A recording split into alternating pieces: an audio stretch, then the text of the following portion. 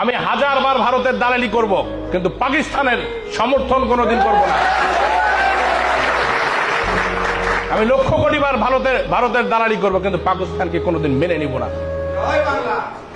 যারা আমাদের মানে কি শুধুমাত্র আমাদেরকে শোষণ নিপীড়ন নয়, যারা আমাদের মা বোনের ইজ্জত নিয়েছে, মানুষ হত্যা করো মেনে নিলাম, গুলি করছে, এপর ওপর হয়ে গেছে, মরে গেছে, কিন্তু যে নারীকে তোমরা ধর্ষণ করে চলে গেছো, যাকে বীরঙ্গনার রূপ নিয়ে আজ পর্যন্ত 65-70 বছর বেঁচে থাকতে হচ্ছে, বীরঙ্গনা হিসেবে সমাজের কাছে দীর্ঘদিন যারা নিগৃহীত হয়েছে।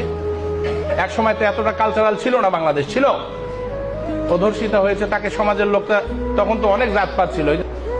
শ্রীমতী ইন্দিরা গান্ধীকে, যে মানুষটি 1971 সালে যদি আমাদেরকে জায়গা না দিত, ট্রেনিং না দিত, খাদ্য না দিত, চিকিৎসা না দিত, এবং মিত্র বাহিনীর হাজার হাজার সৈন্যকে এখানে পাঠিয়ে না দিত,